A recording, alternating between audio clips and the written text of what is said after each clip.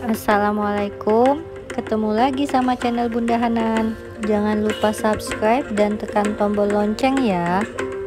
Apa kabarnya nih Bun? Semoga kalian selalu dalam lindungan Allah Subhanahu wa Ta'ala dan diberikan kesehatan. Amin ya robbal alamin. Pada kesempatan ini Hanan lagi mau ke Baiat Al-Quran Al-Akbar nih.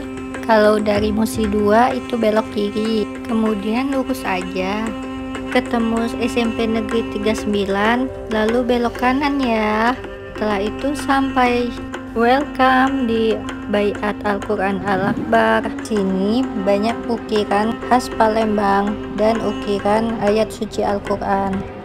Bunda-bunda, Hanan mau belajar ngaji nih. Belum belajar mengaji, Bunda Hanan harus tahu dulu tahapan-tahapannya. Itu ada 4 tahapan ya. Pertama, membelikan iko untuk anak. Iko terdiri dari 6 jilid. Ada yang terpisah per jilidnya, ada juga yang langsung 6 jilid dalam satu buku. Kedua, mengenalkan huruf hijaiyah. Di huruf hijaiyah terdiri dari 28 huruf. Tapi tentu saja kita tidak mengajarkan secara langsung ke anak 28 huruf hijaiyah tersebut. Ketiga, mengenalkan harokat atau tanda baca Al-Quran. Dan keempat, ajak anak mengaji di tempat pendidikan Al-Quran. Oh ya, Bunda Hanan mau menginformasikan, ada majelis maulid Nabi di tanggal 12 Rabiul Awal. Bagi yang punya kesempatan, yuk bisa yuk hadir. Assalamualaikum calon Pak Haji dan Hafiz Quran. Ayo Hanan, kita beli peci dulu sebelum masuk. Di awal masuk kita disuguhkan berbagai macam toko souvenir. Nah, di toko souvenir ini menjual berbagai macam baju-baju khas Palembang dan berbagai macam mukena dan masih banyak lagi.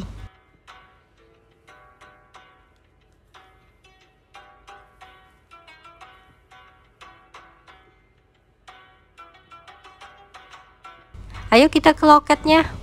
Jadi tiba di loket, membayar seharga 20.000 untuk satu orang dewasa. Kemudian ada biaya lain seperti penitipan sendal, harganya itu seikhlasnya, dan ada biaya parkir sebesar 5.000.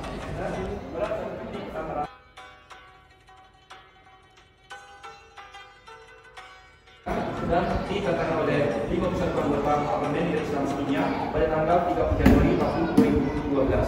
Akan dan juga sudah mendapat piagam penghargaan Museum Indonesia Terpuri, dinyatakan ini Al-Quran terbesar di dunia. Kategori Al-Quran ukiran kayu dan ukiran berlimpah, dan akan dan juga sudah dikunjungi atau telah dibaca oleh Poli dan Perina, Hafiz dan Tabiso lebih kurang dari 40 negara pada tahun 2013. Pada tahun 2012 yang terakhir dari Kementerian Wisata sebagai wisata dari populer di Indonesia. Bapak Ibu, ini sebagai spirit dan motivasi kita bersama. Allah membuat Al-Quran pusat kepakarannya terakhir dari pakaian yang sangat sederhana. Jadi dia merupakan kaya, bukan senjata juga berusaha. Jadi Bapak Ibu berjualan tempe, kerja amplop, jualan kaligrafi, guru ngaji, surat kembali atau sinaglah. Nah, yang ada kita, ini kan pertama kali yang dibikin oleh beliau. Ini Bapak Ibu tertulis tahun 2001 dengan modal Allah mempersoalkan yang kali mengembalikan cincin pernikahan istrinya. Jadi sebenarnya Bapak Ibu kami minta maaf untuk dosanya. Mengapa di sini naik dulu naik? Memang ini awalnya ke rumah. Di sini tidak dibilang museum. Kalau museum itu tinggal sejarah, tetapi satu persona menjadi sejarah. Maka di sini dibilang baik atau harta, baik sebagai rumah atau dari sekolah. Jadi rumah bersama. Bapak Ibu kita masalah dan kemudian kita kasih ke tiket. Minta dihasilkan untuk masuk dapur dari sertifikat dan dimanfaatkan untuk pengembangan dan pengembangan kita. Karena pengembangan ini memang mandiri. Jadi dari awal sampai sekarang kita nanti beri. Ada banyak UMKM di sini loh. Jadi ada yang menjual saffron, ada yang mengukir kaligrafi, ada yang menjual berbagai perlengkapan ibadah. Selamat datang di Al-Quran Al-Akbar. Wah, Hanan lagi apa ya? Oh, nunjukin jadi pemandu wisata juga ya? Hah? Tangan mama dipegang. Alhamdulillah, semoga jadi anak yang soleh. Ini dia Al-Quran yang ukirannya terdiri dari ukiran-ukiran emas khas Palembang. Dalam Al-Quran terdiri dari 30 juz, 114 surah, dan lebih dari 6.200 ayat.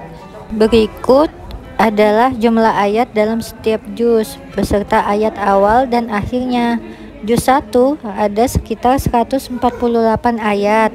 Surat Al-Fatihah ayat 1 sampai surat Al-Baqarah ayat 141. Juz 2 111 ayat. Surat Al-Baqarah ayat 142 sampai surat Al-Baqarah ayat 252. Juz 3 126 ayat.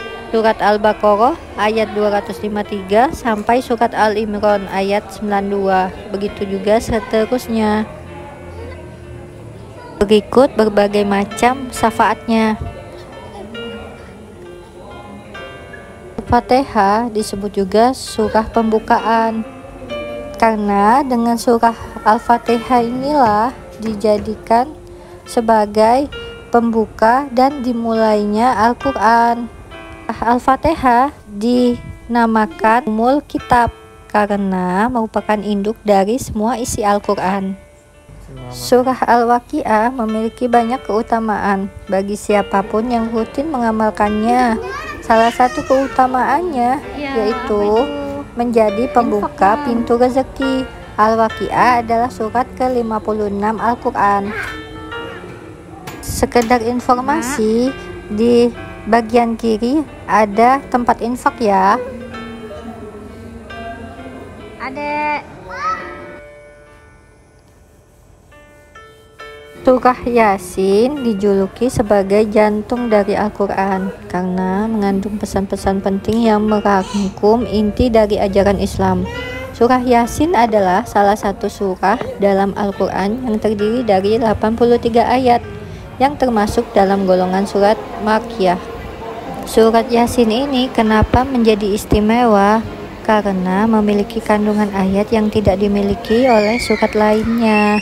Yasin menjelaskan berbagai peristiwa penting seperti kiamat, kebangkitan, penimbangan amal baik dan buruk, hingga neraka dan surga. Di dalamnya juga terdapat berbagai ajaran kebijaksanaan yang tidak dimiliki surat lainnya.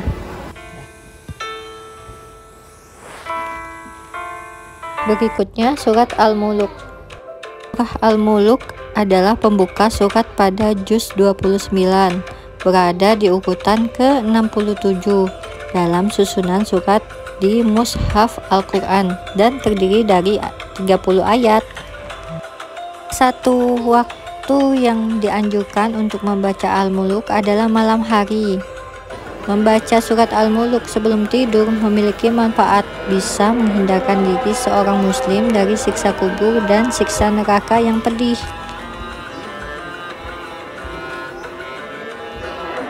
Surat Luqman adalah surah ke-31 dalam Al-Quran. Surat ini terdiri dari 34 ayat dan termasuk golongan surah-surah Makkiyah. Punya orang itu, Nak.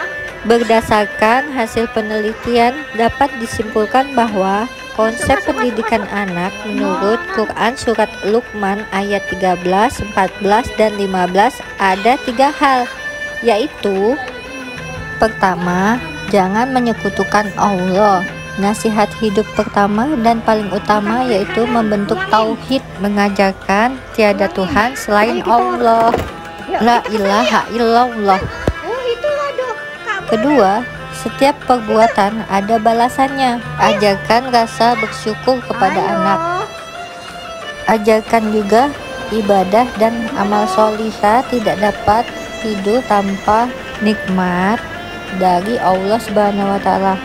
Utamakan, kita ajarkan sholat dan pendidikan akhlak, tauhid, ibadah, dan pendidikan sosialnya juga harus diajarkan. Nah, yang pendidikan sosial yaitu kita harus hablum minan nas. Untuk pendidikan akhlaknya, kita wajib menanamkan cinta kepada orang tua karena salah satu pintu surga yaitu berbakti kepada orang tua. Masih banyak lagi surah yang bisa kita tanamkan kepada anak. Semoga bermanfaat ya. Kurang lebihnya mohon dimaafkan. Pakai nak.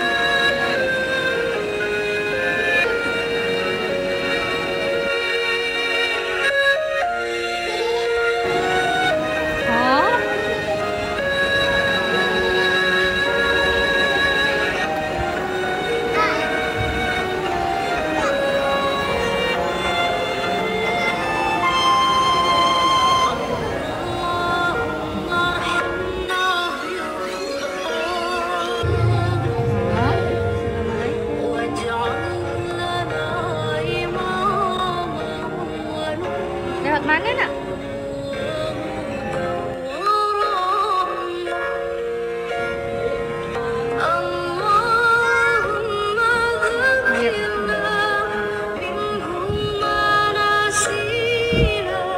Kita sholat di mana ya? Sekian dan terima kasih. Kurang lebihnya saya mohon maaf ya. Kepada Allah saya mohon ampun. Wabillahi taufik wal hidayah. Wassalamualaikum warahmatullahi wabarakatuh.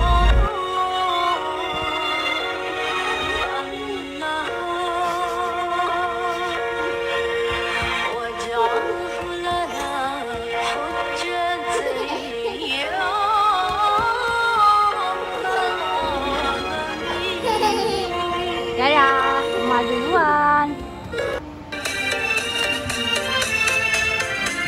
Buat yang haus dan lapar, ada booth untuk kantinnya ya. Ada berbagai macam pop mie, makanan, sosis, bakso, pempek, dan lain-lain.